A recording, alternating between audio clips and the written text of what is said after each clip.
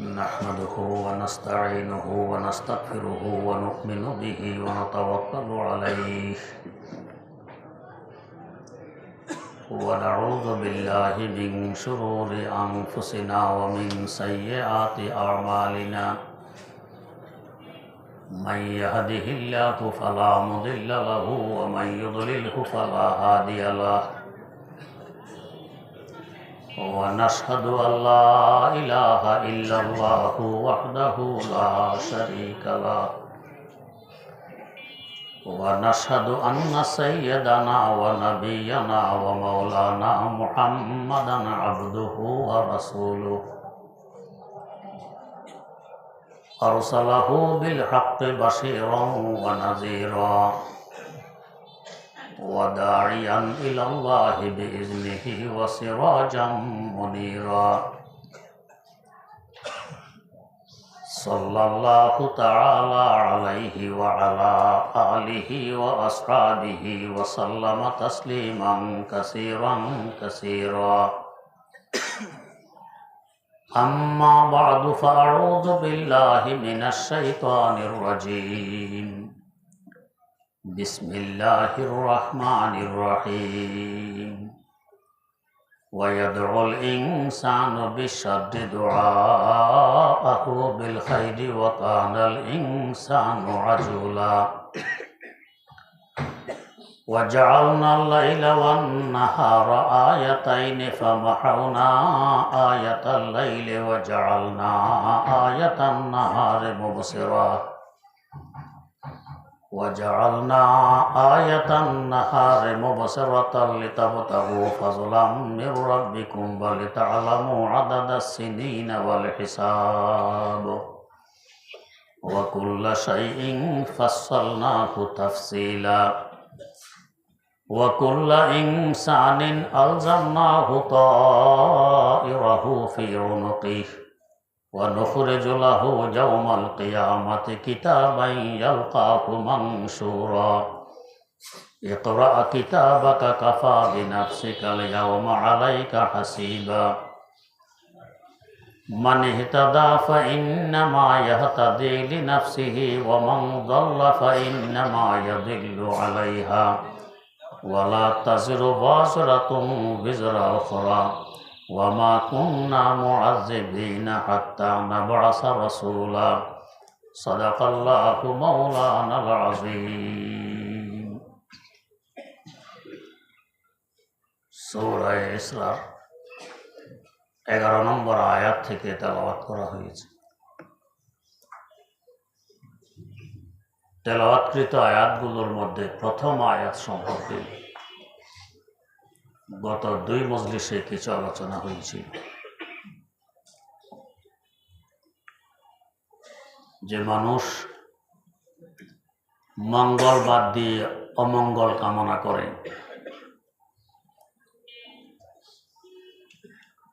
লাভ ছেড়ে দিয়ে লসের দিকে দৌড়ায়। কারণ কি? কারণ হলো ওয়াকান আল ইনসানু আজুলা, মানুষ বড় জলদিবাজ, আমারটাই তাড়াতাড়ি হোক, সকলের আগে হোক। যেহেতু দুনিয়া আগে আখেরাত পরে, তাই আগেরটি নিয়ে চিন্তা করে, আখেরাতের চিন্তা ছেড়ে দিয়ে এতে করে মানুষ অমঙ্গলের মধ্যে পড়ে থাকে। কথাগুলো বলতে গিয়ে হযরত শেখ আব্দুর রহমান জামি রহমতুল্লাহ আলাইহির পীর খোঁজ করার আলোচনা সামনে এসেছিল। কেউ হয়তো বলবেন, পীর কি আবার খোঁজ করতে হয়? চতুর্দিকে চোখ বুলাইলে কত পীর দেখা যায়। পীর দেখা যায় ঠিক, আমার আত্মাকে বিশুদ্ধ করার মতো যোগ্যতা আছে কয়জনের? এক বুজুর্গ বলেছিলেন, কাবেল তো বহুত হ্যাঁ মকবুলে বহুত কম। কাবেল অনেক আছে, মকবুল কম। আল্লাহ রাব্বুল আলামিনের গ্রহণযোগ্য বান্দাকে, মকবুল বান্দাকে বাছনি করা লাগে। না হয় আরেফ বিল্লাহ আল্লামা জালালউদ্দিন রুমি রহমতুল্লাহ আলাই মুসনাদে শরীফে এমনি লেখেননি, আয় বসা ইবলিস আদম রোয়ে হাস্ত পজব হার দস্তে নাশায়াত দাদে দস্ত। মানুষরূপী বহু ইবলিস আছে এই দুনিয়াতে, সুরত মানুষের, বাস্তবে ইবলিস। তা যাত্রার হাতে হাত দিয়ে সম্পর্ক করা যাবে না, মুরিদ হওয়া যাবে না, বাছনি করতে হবে। এদিকে আবার অনেকের ধারণা এখন আর দুনিয়াতে হক্কানি পীর নেই, আল্লাহওয়ালা নেই, বুজুর্গ নেই, কার কাছে মুরিদ হব, কার সাথে সম্পর্ক গড়ে তুলব, এটাও ভুল ধারণা। কারণ আল্লাহ রাব্বুল আলামিনের পাঠানো এই কিতাব কোরআনে কারীম কিয়ামত পর্যন্তের জন্য, তার দেয়া শরীয়ত এবং বিধান কিয়ামত পর্যন্তের জন্য। তিনি কোরআনে কারীমে বলতেছেন ওয়াকুনু মা'আস সাদিকিন, সত্যবাদীদের সান্নিধ্যে থাকো, তাদের সংস্রব গ্রহণ করো। সত্যবাদী যদি দুনিয়াতে না থাকে, ভালো মানুষ যদি না থাকে, তো তাদের সান্নিধ্য গ্রহণ করার আদেশ কিভাবে দিলেন? এই আদেশ তো কিয়ামত পর্যন্ত আনেওয়ালা মানুষের জন্য। তার মানে কিয়ামত পর্যন্ত সত্যবাদী থাকবে, আল্লাহওয়ালা থাকবে, না হয় এই আদেশ দিতেন না। হ্যাঁ, আমরা দেখি না কেন? আমরা দেখি না এই জন্য যে আমরা পীর খোঁজ করি হযরত মুঈনুদ্দিন আজমিরের মতো, আমরা পীর খোঁজ করি হযরত জালালউদ্দিন রুমির মতো, আমরা পীর খোঁজ করি হযরত আব্দুল কাদের জিলানির মতো, আমরা পীর খোঁজ করি হযরত জুনায়েদ বাগদাদির মতো। আমি কেমন এটা দেখি না, কিন্তু পীর হইতে হবে ওই মাপের, ওই মানের। তো তাই দেখি পাওয়া যায় না।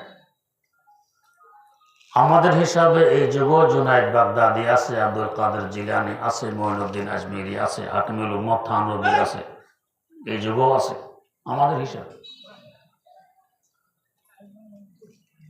মাওলানা আব্দুল মাজেদ দরিয়াবাদী মরহুম পীর মুরিদের বিরোধিতা করতেন, ছিলেন বড় গভীর এলেমের মালিক, পছন্দ করতেন না, এমনি রাজনীতি করতেন আর পীর মুরিদের বিরোধিতা। একদিন কোন কাজে এসেছেন থানেবন্দ, হাকিমুল উম্মত মুজাদ্দিদুল মিল্লাত হযরত মাওলানা আশরাফ আলী থানভী রহমতুল্লাহ আলাইহির খানকায়। হুজুরের সাথে ওনার কি প্রয়োজন?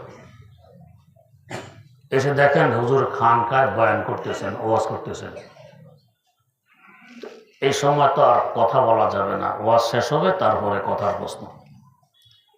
বাধ্য হয়ে ওনাকে ওই ওয়াজের মজলিসে বসে থাকতে হয়েছে।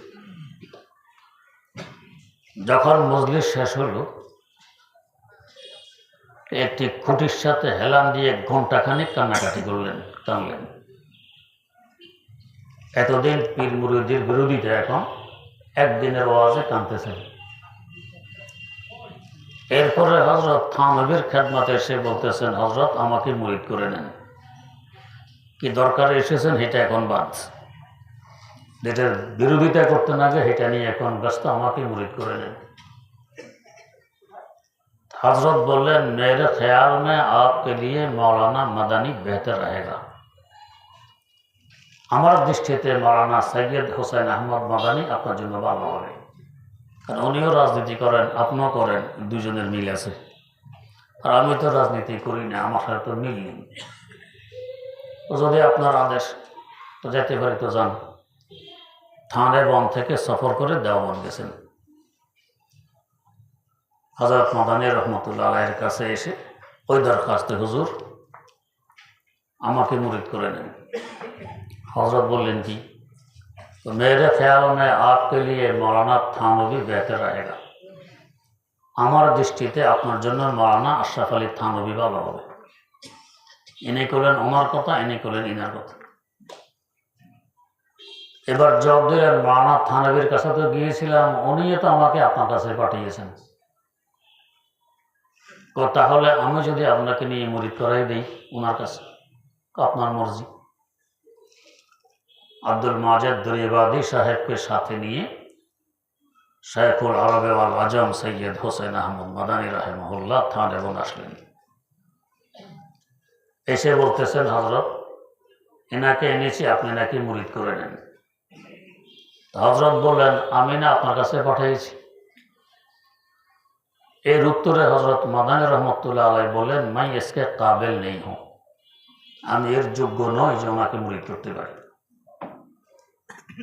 একথা শোনার পর হযরত থানভীর জোশে এসে গেছেন। বললেন, মৌলানা কোন কিসকো কাবিল সমঝতা है, কে কাকে যোগ্য মনে করে? না আপ আব্দুল কাদের জিলানি হ্যাঁ, না মাই মঈনুদ্দিন আজমিরি। আপনিও জিলানি নন, আমিও আজমিরি নই। अलबत्ता इनके असलाह के लिए आप भी काफ़ी हैं, मैं भी काफ़ी हूँ। इनार आत्मार संशोधনের জন্য আপনিও যথেষ্ট, আমিও যথেষ্ট। হযরত মাদানী বললেন, হুজুর যদি আপনার আদেশ হয় ঠিক আছে, আমি মুরিদ করে নেই, তবে সংশোধন করবেন আপনি। তো ঠিক আছে।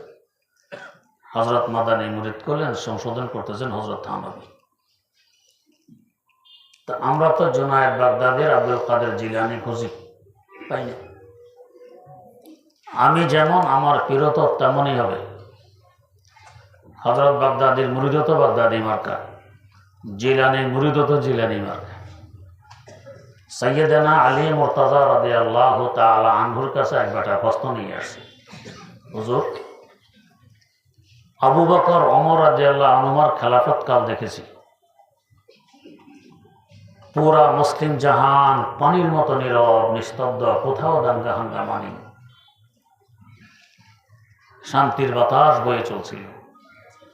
আর আপনার খেলাফত কাল দেখতেছি এখানে যুদ্ধ, সেখানে বিদ্রোহ, এই অবস্থা কেমন? প্রশ্ন তো বড় যুক্তিসঙ্গত। জবাব দিলেন কি, হাম উনকে মুশির থে और हमारे मुशीर तुम।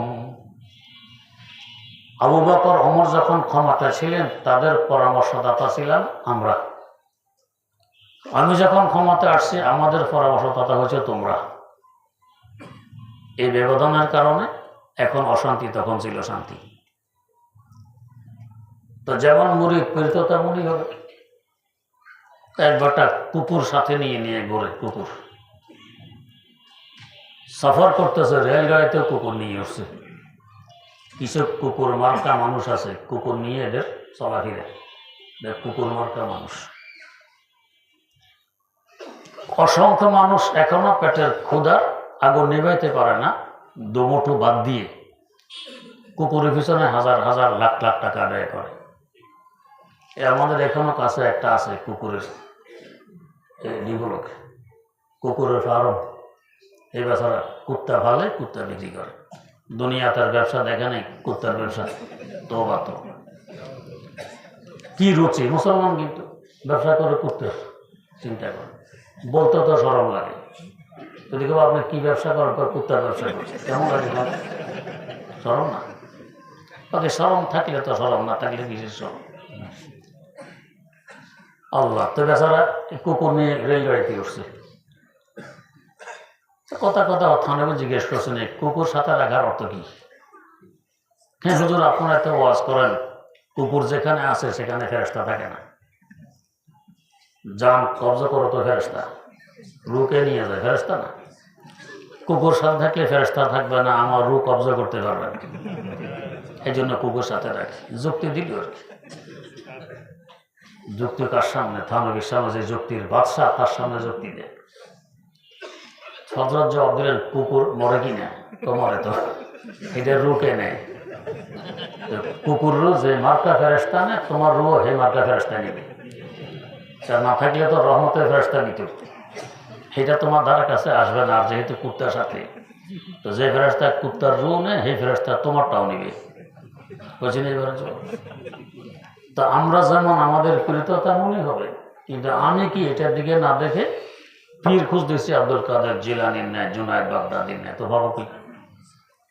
কিন্তু আমি যে মার্কা আমার সংশোধনের জন্য এখনো দুনিয়াতে আছে, বুজুর্গ এখনো দুনিয়াতে আছে, আল্লাহ ওলিরা এখনো আছে, সাদেকিনের জমাত এখনো আছে, না থাকলে আদেশ আল্লাহ পাক দিতেন না। হ্যাঁ, খুঁজতে হবে। একটা মামলা মোকদ্দমা শুরু হইল, কোন উকিলকে ধরলে মামলা জিততে পারবো, খুঁজে কিনা। কত উকিল তো আছে কতারও, সে বাদী থেকেও টাকা খায়, বিবাদী থেকেও টাকা খায়, কখনো একে জিতায় কখনো হেকে জিতায়। তো উকিল ধরলে কি আর না ধরলে কি, আছে না বহু এরকম। আল্লাহ মিথ্যার ছড়াছড়ি, আল্লাহ হেফাজত করুন। হাকিমুল ইসলাম আল্লামা কারি তৈয়ব সাহেব রহমতুল্লাহ কথায় কথা আসে, ওনার বিরুদ্ধে মামলা হয়ে গেছে, সরকার বাদী হয়ে মামলা করছে, কোন এক বক্তব্যকে সামনে রেখে মামলা। উকিল ধরা লাগে, ধরছে। উকিল বলতেছে, হুজুর শুধু কোর্টে দ্বারা আপনি বলবেন আমি এই কথাটি এই অর্থে বলছি, এই উদ্দেশ্যে বলছি, এটা বললে মামলা খারেজ হয়ে যাবে, ডিসমিস হবে, আর কিছু বলা লাগবে না, বাকিটা আমি আছি। হুজুর বলে, আমি তো এই উদ্দেশ্যে বলিনি, যে উদ্দেশ্যের কথা আপনি বলতেছেন আমি তো এই উদ্দেশ্যে বলিনি, আমি তো ওই উদ্দেশ্যে বলছি। তো এটা হলে তো জেল হবে, তাহলে হবে কি করা যাবে? কোনা হুজুর অন্তত এটা বলবো, এটা বলতে পারবো না। কথা হলে আমারও অনুমতি দেন, আমি যা ইচ্ছা তাই বলবো। কথা বলে মিথ্যা বলতে পারবেন না। কয় হুজুর সারা জীবন ওকালত করছি মিথ্যা দিয়ে, আপনার এক মিথ্যা আমার আগের সকল মিথ্যার কাফারা হবে। হাকিমুল ইসলামের মতো মানুষের জন্য আমি একটা মিথ্যা বললাম, এটার পিছনের সকল মিথ্যার কাফারা হবে। তো যাই হোক, মিথ্যা ছড়াছড়ি, তারপর তো আমরা উকিল খুঁজি। অসুস্থ হয়ে কত প্রকারের ডাক্তার, কবিরাজ, হাকিম, কত কিছু আছে। অ্যালোপ্যাথিকের গেছে, গেলে হোমিওপ্যাথি বলার সময় ইন্নালিল্লাহ, আপনার নাড়ি জ্বালাই ফেলবে। তো ইংরেজি ওষুধ এটা খাওয়া যায় না, নাড়ি জ্বালাই ফেলে। অ্যালোপ্যাথি কথাটা, হোমিওপ্যাথি কথাটা আমাদের ওষুধ তৈরি করে নিয়ে ছোটো ছোটো বড়ি বানাইয়া দেয়। ওষুধটা আমাদেরটা, লাভ কি এখানে যায়? এটার মধ্যে সালফার আছে, কিডনি নষ্ট করে। এ বলছে নাড়ি জ্বালা, এ বলে কিডনি নষ্ট করে। কবিরাজের পর সব বনাস, এই দুটোর একটা দ্বারা কাছে যাওয়া যায় না। আসল ওষুধ তুললে বনাজি ওষুধ, হারবার, এটা হলো আসল ওষুধ, অরিজিনাল গাছগাছালি থেকে একবারে প্রাকৃতিক ওষুধ। এখানে কোনো মেডিসিন নেই, কিছু নেই। এটা হলো আসল ওষুধ। আর যারা জাড়ফুঁক করে, আরে আসল তো হচ্ছে জাড়ফুঁক, এক ফুঁকে সব ওষুধ দূর হয়ে যাবে, কোনো ওষুধ আর থাকবেই না। আর যদি কোনো বাসে উঠতে পারেন তো মাসা কত লোক।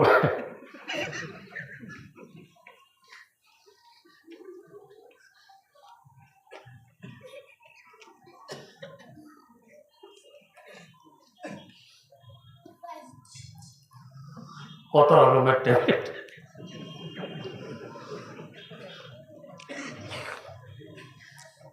কত রং বেরঙের বড়ি। তার লেকচার শুনলে মনে হয় যেন মাশাআল্লাহ, এর থেকে বড় চিকিৎসকের দুনিয়াতে আরেকজন আছে। তেল খাওয়ার দেরি, সকল রোগের চিকিৎসা। আমাদের এক মুরব্বী ছিলেন, বড় আল্লাহ সোজা সাজা, নওগাঁ পরশা মাদ্রাসায় পড়াইতেন। বুখারী শরীফ প্রথম খণ্ড, দ্বিতীয় খণ্ড, মুসলিম শরীফ প্রথম খণ্ড, দ্বিতীয় খণ্ড, 4 কিতাব একা পড়াইতেন। আবার মাদ্রাসার মহতামিম ছিলেন। নওগাঁ থেকে বাড়িতে আসতে 1-2 কেজি হয়তো ওনার তাবিজ। সোজা মানুষ, বাসে মানুষে বিক্রি করতেছে লেকচার দিয়ে, মনে করে ঠিকই এটা উপকার হবে, তো খরিদ করে। করতে করতে বাড়ি পর্যন্ত মস্তে 1-2 কেজি হয় তাবিজ। আয়সা সবারই বুঝে বুঝে আদা, এটা এই রোগের, এটা হে রোগের, এসে ধোকা গায়ে যায় সোজা মানুষ। এরকম এক বেটা বসন্তের তিলকের বড়ি বিক্রি করে। আগের যুগে গুটি বসন্ত হইত, মানুষ মারাই যেত, 2-4 জন বাঁচলেও দাগ পড়ে যেত, গর্ত হয়ে যেত দেহের মধ্যে। ওর চেহারার মধ্যে এরকম দাগ, দেখতে কেমন দেখা যায়। এই দাগ মিটে যাবে, এটার বড়ি বিক্রি করতেছে, এটা খাইলে দাগ থাকবে না। এক বাটা বড়ি খরিদ করছে, করে তার সামনে খাইছে, খাইয়াই আয়না নিছে সামনে নিয়ে দেখে দাগ তো যায় না, গিয়ে কলার ধরছে, তোমার সামনে তো বড়ি খাইলাম, কই দাগ তো গেল না। আরে তো মাত্র খাইছে, হয়তো এখনো জায়গা মতো পৌঁছেও নেই। এটা ফসবে, হজম হবে, তারপরে আস্তে আস্তে অ্যাকশন, এরপরে তুমি খেয়ে আয়না নিছো, এখনো কি যাবে না এটা। কিন্তু এদের লিকচারে তো বোঝা যাক বুকের দেওয়ার দেরি, এরপরে সব রোগ শেষ, এই অবস্থা করে আল্লাহ। এরপরেও তো আমরা ডাক্তার কবিরাজ বাছনি করে কিনে কার কাছে গেলে আমার রোগটা সারবে বাছনি করি। আত্মার রোগের চিকিৎসার জন্য এখানে ডাক্তার বাছনি লাগবে না, এখানেও লাগবে। তো হুজুর হেরাও দেখি বড় হুজুর, এরাও দেখি বড় হুজুর, আর কে হক কে না হক এটা বুঝার মতো যোগ্যতা তো আমাদের নেই। সবাই আছে না, এটা বুঝারও না। হাকিমুল উম্মত মুজাদ্দিদুল মিল্লাত হযরত শাহ আশরাফ আলী থানভী রাহমাতুল্লাহ আলাইহি লিখেছেন, নিজ খরচে এক একজনের কাছে 1 মাস করে থাকো, এরপর তোমার অন্তর পরিষ্কার হবে যে কে হক আর কে হক নয়, কে বাস্তবে আল্লাহর ওলি, কে ওলি নয়। তোমার অন্তর সাক্ষী দিয়ে দিবে, 1 মাস করে থাকো। তো সামান্যতম দুনিয়ার জন্য কত কি করতেছি, আখিরাতের জন্য, আত্মাকে বিশুদ্ধ করার জন্য 1-2 মাস সময় দিতে পারবো না। তো বাছনি করতে হয়, বাছনি করার পরে এখন উনি যা বলে তা মানা লাগে, কিন্তু আগে বাছনি। তো হযরত শেখ আব্দুর রহমান জামি রহমতুল্লাহ আলাইহি এই বাছনি করতেছেন, খুঁজতেছেন, যেখানে সংবাদ পান সেখানে গিয়ে ও বাছনি। গত মজলিসে বলেছিলাম না 13টি শর্ত হক্কানি পীর হওয়া, মিলিয়ে দেখেন শর্ত পাওয়া যায় কিনা। কোথাও কয়েক শর্ত কম, কোথাও এটা কম, কোথাও এটা কম, পছন্দ হয় না, ফিরে চলে আসেন। শেষমেশ একটা সংবাদ পাইলেন, অমুক জায়গায় এক আল্লাহর ওলি আছেন, বুজুর্গ আছেন, নাম হলো খাজা ওবায়দুল্লাহ আহরা রহমতুল্লাহ আলাইহি। অনেক দূর দরাজ থেকে লম্বা সফর করে তার খানকায় গিয়ে পৌঁছলেন। পৌঁছে দেখেন অডেল সম্পদের মালিক। মনটা খারাপ হয়ে গেল, এত কষ্ট করে আসলাম, এত দূর থেকে, এত সম্পদের মালিক, এত বড় ধনী, আবার আল্লাহ বলা হয় কিভাবে। তো উনি ছিলেন একজন বড় শায়ের, বড় কবি। একটা পঙ্ক্তিও বানালেন না, বড় দাস্তাঁকে দুনিয়া দোস্তে দারাদ। দুনিয়াকে যে এত ভালোবাসে, এত সম্পদ যার কাছে, আবার আল্লাহ বলা হয় কিভাবে। মন খারাপ, সাক্ষাৎ করেনি, মুরিদ হওয়া তো পরের কথা, সাক্ষাৎ করেনি, ফিরে যাবেন এটা কি আর। যেহেতু দূর থেকে সফর করে এসেছেন, ক্লান্ত পরিশ্রান্ত, ওনার মসজিদে শুয়ে পড়ছেন, ঘুম এসে গেছে। কিছু মানুষ আছে এদেরকে বলে মুআফফাক মিন আল্লাহ, আল্লাহর পক্ষ থেকে তৌফিক প্রাপ্ত। আল্লাহ পাক যেন হাত ধরে ধরে এদেরকে সিরাতে মুস্তাকিমের উপরে অটল রাখেন, পদস্খলন করতে দেন না। যেমন হয়তো আপনারাও আমার কাছে শুনেছেন, আমার এক দাদা ওস্তাদ আল্লামা সালিমুল্লাহ খান রহমতুল্লাহ আলাইহি শোনালেন, তো আমাদের এক ওস্তাদ ছিলেন, দেওয়া ছিল বড় সড়ো, উনি নিজে পাঠান বড় সড়ো দেহের মালিক। উনি যদি বলেন দেহ বড় সড়ো, তো কত বড় সড়ো হবে। ওস্তাদ মাদ্রাসা বানাইছেন নিজের জায়গায়, নিজ খরচে ঘর তুলছেন, ওনার বিবি পাকায়, উনি খাবার মাথায় করে এনে মাদ্রাসার ছাত্রদেরকে খাওয়ান, পড়ানো নিজে। চিন্তা করুন অবদান কি পরিমাণ। জায়গা নিজের, ঘর নিজের, খাবার নিজের, পড়ান নিজে, কত অবদান। যেহেতু ওনার দেহ অসাধারণ বড়, তো ছোট ছাত্রদের কিছু ছাত্র মার্কা বৈশিষ্ট্য থাকে। ওস্তাদের নাম রেখে দিয়েছে বয়েল। বয়েল মানে ষাঁড়। ষাঁড় দৈহিকভাবে একটু বড় হয়।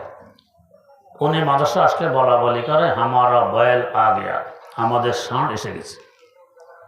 মাথা থেকে বাড়ি গেলে বলে হামারা বয়েল চালা গেয়া, আমাদের ষাঁড় চলে গেছে। বয়েল ওনার অগোচরে বলে। একদিন উনি মাদ্রাসায় আসলেন, এক ছাত্র আরেক ছাত্রকে ডেকে বলে, দেখো ভাই হামারা বয়েল আ গেয়া, দেখো আমাদের ষাঁড় এসে গেছে। আওয়াজটি তার কান পর্যন্ত পৌঁছে গেছে। উনি ভাবলেন কারো ষাঁড় হয়তো ছুটে এসে গেছে মাদ্রাসায়, আর এক ছাত্রকে ডেকে পাঠালেন, দেখো তো কার ষাঁড় এসে গেছে, কি আবার নষ্ট করে ফেলে। ছাত্র তো বোঝে আসলে ব্যাপারটা কি, বলতেও তো পারে না, লজ্জার কথা। এই ঘুরে ফিরে এসে, হুজুর না কয়ে কোনো ষাঁড়টা নেই। আমি নিজে শুনলাম এক ছাত্র বলল, আমারা বয়েল আ গেয়া, এই তো বোঝে কিন্তু বলে না। অনেক খোঁজাখুঁজির পরে আসল কথা সামনে বেরিয়ে আসছে যে আসলে অন্য ষাঁড় তো নয়, ষাঁড় তো আপনাকে বলে, আপনি ষাঁড়। কেমন দুঃখ লাগার কথা বলেন তো। আমার জায়গা, আমার ঘর, আমার খাবার আমি পড়াই, বিনিময় ফেলেন কি উপাধি ষাঁড়। কষ্ট তো লাগার কথা। শুয়ে পড়ছেন মনের দুঃখে, মনে মনে ভাবতেছেন মাদ্রাসা বন্ধ করে দিব, রাখবো না আর। এই যদি বিনিময় হয় তো কি লাভ, বন্ধ করে দিব। এর মধ্যে ঘুম এসে গেছে। ঘুমন্ত অবস্থায় স্বপ্নে দেখতেছেন কিয়ামত কায়েম হয়ে গেছে। 50,000 বছর অপেক্ষার পর আল্লাহ পাক বিচার আসন গ্রহণ করছেন। বিচার পর্ব শেষ, শেষ পর্ব এখন। পৌঁছারা পরে দিলেই ওই পরে জান্নাত বেহেশত। দলে দলে মুমিন মুসলমানরা চলছে, পৌঁছারা পরে দিবে, উনিও চলছেন। দেখতেছেন আগে আগে ওনার ওই মাদ্রাসার ছাত্র এগুলো। তো ছাত্র যদি 12-14 জন একসাথে হইতে পারে মাশাআল্লাহ, না বাসে যদি উঠতে পারে ছাত্র, বিশেষ করে স্কুল কলেজের কয়েকজন, তো ছাদ উড়ানোর বাকি অল্প থাকে। হই হল্লো চিল্লা চিল্লি কি অবস্থা করে। তো এরাও সেখানে ঠেলাঠেলি, গুতাগুতি, চিল্লা চিল্লি, হাসাহাসি যেতেছে পৌঁছারাত পাড়ে দিয়ে। হুজুর দেখতেছে এভাবে এরা পৌঁছারাত পাড়ে দিয়ে ওই পন্থে পৌঁছে গেছে। আর হুজুর এখানে চেষ্টা করতেছেন, পারতেছেন না। কেমন ভয়াবহ অবস্থা চিন্তা করুন। ওই পাড়ার এক ছাত্র পিছনে তাকায় দেখে তাদের হুজুর তো পিছনে চেষ্টা করতেছে, পারতেছে না আসতে। ওইখানে সে বলতেছে, আরে ভাই দেখো আমারা বাইল তো রয়ে গিয়া, আরে ভাই দেখো আমাদের ষাঁড় তো রয়ে গেছে ওই পাড়ে। তো হে ঠেলা দেয়, যাও যাকে লেকে आओ, যাও গিয়ে নিয়ে আসো। এরে ঠেলা দেয়, তুম যাকে লেকে आओ, তুমি গিয়ে নিয়ে আসো, ঠেলা ঠেলা। এর মধ্যে দুজন উদ্বুদ্ধ হইল, চলো ভাই হাম যাকে লেকে আতে হ্যাঁ, চলো আমরা গিয়ে নিয়ে আসি। দুজন আবার ফিরে আসছে এই পাড়ে। বলছে রাত কয় হাজার বছর রাস্তা, 30,000 বছর রাস্তা। একবার গেল আবার ফিরল, 60,000 হইল, আবার যাবে 90,000 হবে। এই দুইজন এই পাড়ে এসে দুজন হুজুরের 2 বাহু ধরে বিদ্যুৎ গতিতে এই পাড়ে নিয়ে গেছে। আল্লাহ। এরপরে হুজুরের চোখ খুলছে, থরথর করে কাঁপতেছেন, কি ভয়াবহ অবস্থা গেল। এখন তওবা করতেছেন, আল্লাহ আগে কি ভাবছিলাম যে মাদ্রাসা রাখবো না, বন্ধ করে দিব। আল্লাহ তুমি আমাকে রাস্তা দেখাই দিয়েছো, এটা বন্ধ করার নয়। এরা আমার নাজাতের উসিলা, এরা পৌঁছারাত পাড়ে দেওয়ার জরিয়া। আল্লাহ ষাঁড় কেন, এরা আমাকে বিড়াল বলুক, কুকুর বলুক, শুয়োর বলুক, আরো কিছু বলুক, মাদ্রাসা বন্ধ করবো না, এটা আমার নাজাতের উসিলা। এদেরকে বলা হয় মুআফফাক মিন আল্লাহ, আল্লাহ পাকের পক্ষ থেকে তৌফিক প্রাপ্ত। তো হযরত আব্দুর রহমান জামি রহমতুল্লাহ আলাইহি ক্লান্ত পরিশ্রান্ত শুয়ে পড়ছেন মসজিদে, ঘুম এসে গেছে। স্বপ্নে দেখতেছেন কিয়ামত কায়েম হয়ে গেছে। 50,000 বছর অপেক্ষার পর আল্লাহ পাক বিচার আসন গ্রহণ করলেন। মানুষ হিসাব দিতেছে। শেখ আব্দুর রহমান জামি রহমতুল্লাহ আলাইহির হিসাবের সিরিয়াল এসে গেছে। নেকামল দিতে হয় ডান দিকের পাল্লায়, বদামল বাম দিকের পাল্লায়। 1 পয়সার নেকির অভাবে বাম দিকের পাল্লা, বদামলের পাল্লা ভারী, নেকামলের পাল্লা হালকা। হায় হায় হায়, এই জগতে তো বিচার বিচার, এক চুল এদিক সেদিক করা হবে না। যতই কাকুতি মিনতি করলেন আল্লাহ পাক শুনলেন না। এখানে বিচার, এক চুল নড়বড় হবে না। অনেক কাকুতি মিনতির পর আল্লাহ পাক একটু সুযোগ দিলেন, যা যদি কারোর কাছে 1 পয়সার নেকি পাও এনে নেকির পাল্লা দিতে পারো, নেকির পাল্লা বাড়ি হবে, তবে জান্নাতের আশা। এছাড়া জান্নাত পাওয়া যাবে না। বড় খুশি 1 পয়সা নেকি যাত্রার কাছেই তো পাওয়া যাবে, 1 পয়সাই। ছোট এসে সাক্ষাৎ পেলেন এক প্রতিবেশী চাচা। চাচা, আমি আপনার বাতিজা আব্দুর রহমান জানি, 1 পয়সার নেকির অভাবে নেকির পাল্লা হালকা হয়ে গেছে। চাচা, আমাকে 1 পয়সার নেকি দেন, নেকির পাল্লা দিলে ভারী হবে, আমি জান্নাত পাবো। চোখ বড় করে, কে তুমি আসছো আমার ভাতিজার পরিচয় নিয়ে, সরো এখান থেকে, চিনি না তোমাকে। নিরাশ। পেয়ে গেলেন অন্তরঙ্গ বন্ধু। বন্ধু, দুনিয়া থাকাকালীন কি মহব্বত আমারে করছো, কি ভালোবাসা ছিল, আমার পিছনে কত ব্যয় করেছ। 1 পয়সার নেকির অভাবে তোমার সে অন্তরঙ্গ বন্ধু জাহান্নামের আগুনে জ্বলবে। বন্ধু, 1 পয়সা নেকি দাও। বন্ধু চোখ রাঙ্গা, আমার কোনো বন্ধু বান্ধব নেই, কে আসছে এখানে বন্ধুর পরিচয় নিয়ে, সরো। সরাই দিল। ভাই বেড়াদার সরাই দিলেন। আসলেন আব্বার কাছে। আব্বা দাঁত কিড়মে মেরে, সরো এখান থেকে, কে আমার সন্তানের পরিচয় নিয়ে আসো, চিনি না তোমাকে, সরো। সরাই দিল। শেষ আশ্রয়স্থল হইল মা। সন্তানেরা সবচেয়ে বড় আশ্রয় কোথায় পায়? মায়ের কাছে। সন্তানের দৃষ্টিতে মা হলো দুনিয়ার পরাশক্তি, সবচেয়ে বড় জ্ঞানী, বুদ্ধিমান। মার কাছে গেলেই সঠিক বিচার পাবে, ইনসাফগার। তা ছোট বাচ্চারা মারামারি করলে মাকে বলে দিব, বড় ধমকি কি, মাকে বলে দিব। কেউ মারলে মা করে চিৎকার। এমনকি মাও যদি মারে তারপরও মা করে চিৎকার দেয়। তার মানে এখনো বোঝে আমার উপর দয়া করলে মায়ে করবে। মায়ের দয়ার সমান দুনিয়ার কারো দয়া হইতে পারে না। আল্লাহ কিছু হলে মাকে জিজ্ঞেস করি। মা হলো সবচেয়ে বড় শিক্ষিতা, সবচেয়ে বড় জ্ঞানী, সবচেয়ে বড় শক্তিশালী, সবচেয়ে বড় আশ্রয়স্থল। এটা হলো মা। বাস্তবসম্মত কথা। কিন্তু মার কাছে এসে বলছে, মা আমি আপনার আদরের দুলাল আব্দুর রহমান জানি। মা কত কোরবানি আমার পিছনে, আপনার কত ত্যাগ তিতিকে আমার পিছনে, কত কষ্ট আমার জন্য করেছেন মা, যাতে আমার একটু কষ্ট না হয়।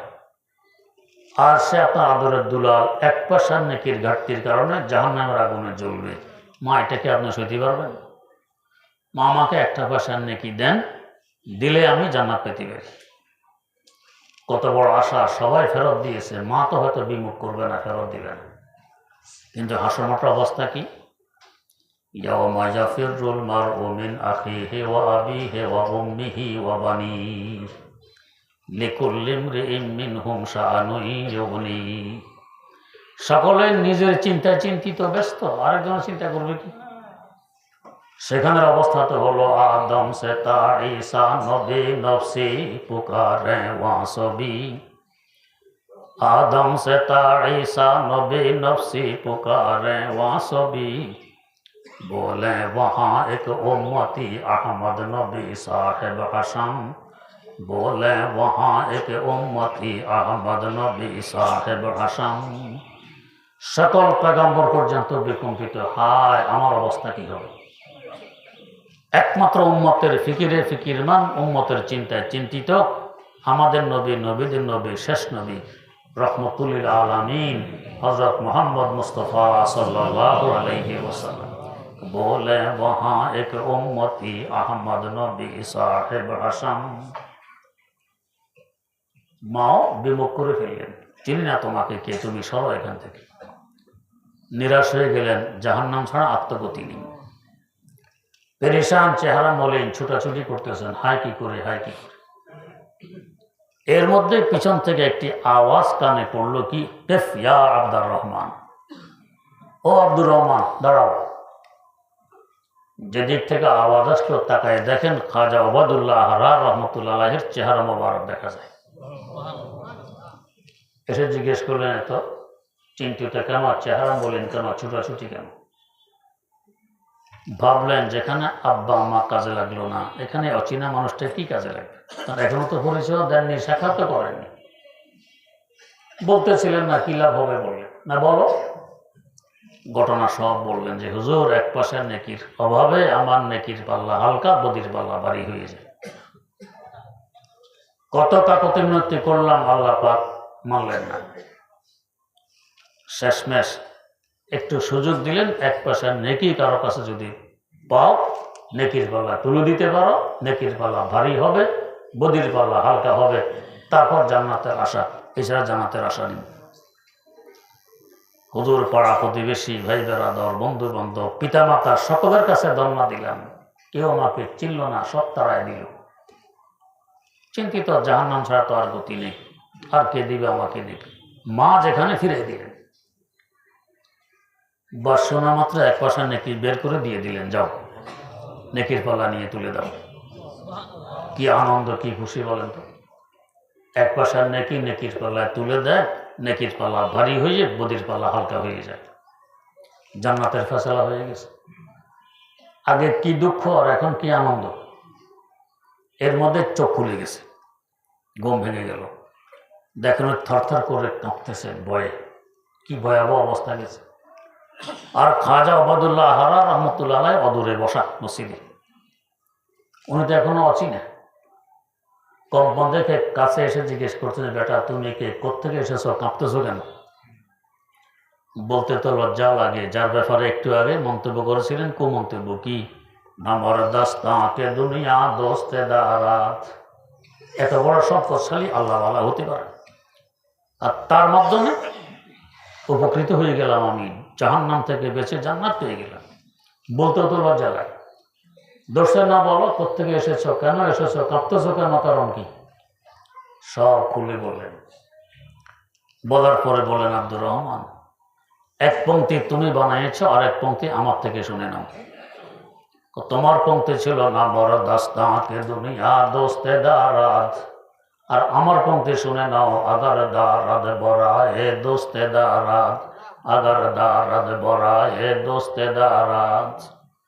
এত বড় সম্পদশালী আল্লাহওয়ালা হতে পারে না আপন জায়গায়, তোমার পংক্তি ঠিক।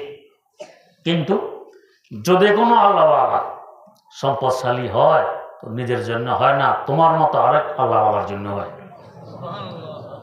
আল্লাহর জন্যই হয়। তাদের পয়সা করে, এই নয় যে আমি ব্যাটাগিরি দেখাবো, আমি বড় ধনী, আমি শিল্পপতি, আমি এই আমি সেই, না, আল্লাহ রাস্তায় খরচ করে। যদি আমার সম্পদ না থাকতো, তোমার নামের দান খয়রাত সম্ভব হইতো না, নেকি তুমি পেতে না, নেকির পাল্লা ভারী হতো না, জান্নাত মিলত না। সম্পদ আছে বিদায় তো খরচ করা সম্ভব হয়েছে। হাদিস শরীফে আছে, আল ইয়াদুল উলিয়া খায়রুম মিনাল ইয়াদিস সুফলা। দাতার হাত গ্রহিতার হাত থেকে উত্তম। দাতা সম্পদ না থাকলে দিবে কোথেকে? তাই শরীয়ত অনুযায়ী সম্পদ কামাই করা বড় ইবাদত, ব্যয় করা বড় ইবাদত। এমনকি নিজের স্ত্রীর খাবারের ব্যবস্থা করতেছেন, বুখারী শরীফও আছে, এটা সাদাকার সওয়াব পাবে। হাত্তা লোকমাতা ফি ফিহা, তার মুখে যে একটা লোকমা তুলে দিচ্ছে, সাদাকার সওয়াব পাবে। তো শরীয়ত মোতাবেক সম্পদ কামাই করা এটা ইবাদত, এটা নাজায়েজ নয়।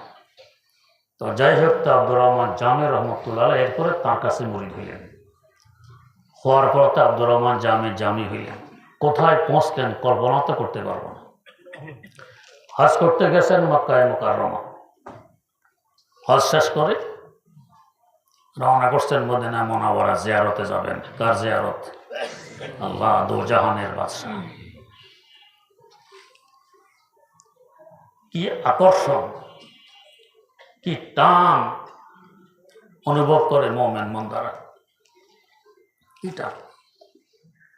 शौक़ आतिश से तड़पता हूँ सदा मैं बेकरार, शौक़ आतिश से तड़पता हूँ सदा मैं बेकरार, हाजिर शहर मदीना कब नसीबे हो मुझे, गुंबदे खजरा देखा दे रोज़ा-ए अतहर मुझे, गुंबदे खजरा देखा दे रोज़ा-ए अतहर, दरमियाने कब्र मिंबर गिड़गिड़ाने दे मुझे, रोज़ा-ए अक़दस देखा कर इश्क़ में दीवानावार, मिस्ले बू बकरो उमर उस्मान अली कर दे मुझे मिस्ले बू बकरो उमर उस्मान अली कर दे मुझे। তো হযরত জামি রওনা করছেন, কিন্তু কি নিয়ে যাবেন? হুজুরের শানে একটা কসিদা কবিতা প্রস্তুত করে নিয়ে চলছেন। মক্কার আমির স্বপ্নে দেখতেছে, যার জিয়ারতে রওনা করছেন তিনি বলতেছেন, ও আমির, আব্দুর রহমান জামি নামক এক ব্যক্তি আসতেছে আমার জিয়ারতে, ওকে আসতে দিও না। কে বুঝবে এই কারিশমা? কে কাছে নাকশা দেওয়া নাকশা আয়াদ বহকমতি ই মুইমারা। আমির পরদিন ঘোষণা করলো আব্দুর রহমান জামিকে তার মদিনা যাওয়া নিষেধ। উনি তো আশাকে সাদেক, বাস্তব অর্থে রাসূল প্রেমিক, উনি কি ওনাকে বাধা দিয়ে রাখতে পারতেছেন না। রওনা হয়ে গেলেন। দ্বিতীয় রাত আবার সেই স্বপ্ন। আব্দুর রহমান তো চলে আসতেছে, নিষেধ করো সে যাতে না আসে। আমির আবারও ঘোষণা, আব্দুর রহমান জামিকে তার মদিনা যাওয়া নিষেধ, সে যাতে না যায়। কিন্তু উনি তো থাকতে পারতেছে না। ওনার তো অবস্থা শৌকে আতিশে সে তড়পতা হুঁ সদা মাই বেকরার। শৌকে আতিশ সে তড়পতা হুঁ সদা মাই বেকরার। হাজরি শহরে মদিনা। উনি আবারও রওনা করলেন। তৃতীয় রাত্রে আবার সেই স্বপ্ন, আবার এলান আব্দুর রহমান জামিকে তার যাওয়া নিষেধ। উনি দেখলেন এভাবে তো যেতে পারবো না। সিরিয়া যাচ্ছে বণিকের দল, তাদের সাথে চুক্তি করলেন,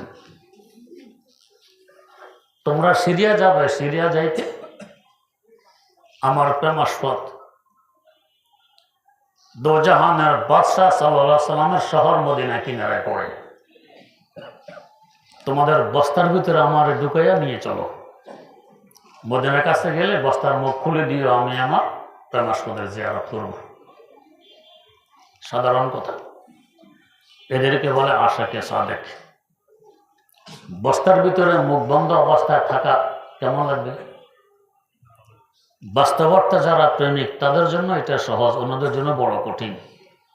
তো এশকে দুশওয়ারে কর দিয়া কামেল মুঝে, এশকে দুশওয়ারে কর দিয়া কামেল মুঝে।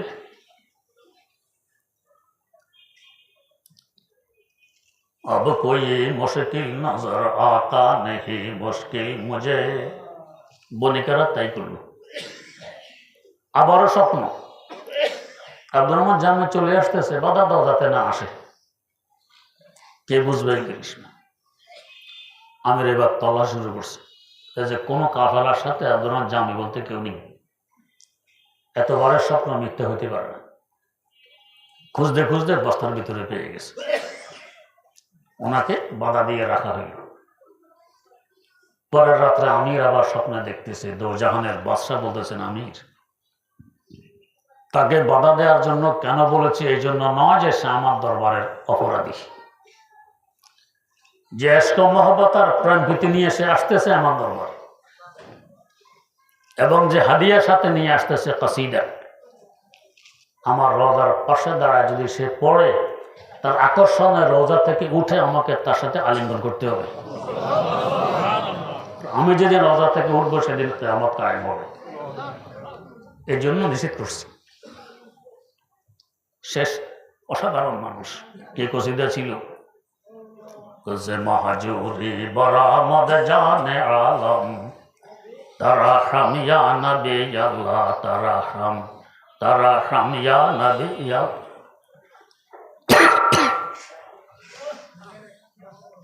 ও মাসুক,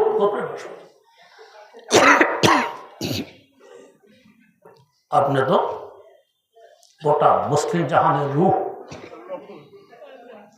রূহ দেহ ত্যাগ করলে এ দেহ তো পছন্দ রে। আপনি মুসলিম জাহান ছেড়ে আরাম করতেছেন রোজা পাকে, দেহ তো পছন্দ হচ্ছে। যে মাহাজুরি বরামদ জানে আলম, তারাহাম ইয়া নবী আল্লাহ তারাহাম। ও আল্লাহ নবী একটু দয়া করুন না। পছন্দ হচ্ছে কি পছন্দ? আল্লামা আলী লিখেছেন মুসাদ্দাসের মধ্যে, ए खासा ए खासा ने रसूल वक्त दुआ है, ए खासा ए खासा ने रसूल वक्त दुआ है, उम्मत पे तेरी आके अजब वक्त पड़ा है। ओ अल्लाह रसूल, अगर उम्मतेर की दुरवस्था, जो दिन बड़े शान से निकला था वतन से, परदेश में वो आज गरीब गुरबा है। যে দিন বড় শান ও শকতের সাথে ছড়িয়ে পড়েছিল দুনিয়া ব্যাপী, দিনের কথা শুনে মানুষ থরথর করে বিকম্পিত হতো, আজ সেই দিনের মুসলমানরা কাফের কথা শুনলে বিকম্পিত হয়। কেমন পছন্দ? जो दिन बड़े शान से निकला था वतन से, ওই শান শকত কোথায় চলে গেছে? ও নবী, আপনার তো রূহ ত্যাগের কারণে তো এই অবস্থা। এই কথাগুলো তো আমাদের পক্ষে বলা বেয়াদবি সম্ভব না, ওনার পক্ষে সম্ভব। উনি যে স্তরে, তার জন্য সম্ভব, আমাদের দ্বারা সম্ভব নয়। जो दिन के था उम्मत मुस्लिम का निगाहबां, जो दिन के था उम्मत मुस्लिम का निगाहबां, उस दी का निगाहबान अगर है तो खुदा है। যে দিন আগে মুসলমানদের হেফাজত করতো, এখন সেই দিনের হেফাজত কে করবে? দিন এখন অসহায়। তাহলে জামি বলতেছেন, আপনি তো মুসলিম জাহানের রূপ, দেহ ত্যাগ করলে দেহে পছন্দের দেহ টিকে না।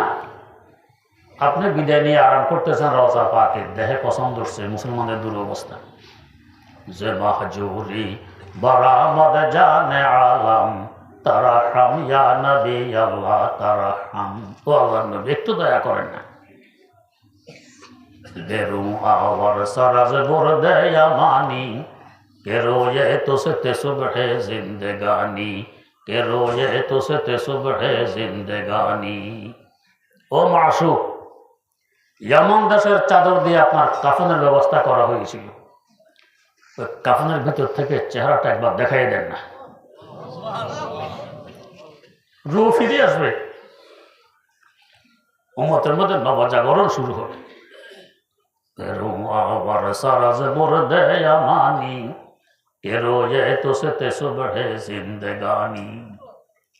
এই কসিদাগুলো আমার রওজার পাশে এসে পড়লে আমি উঠে তার সাথে আলিঙ্গন করা লাগবে।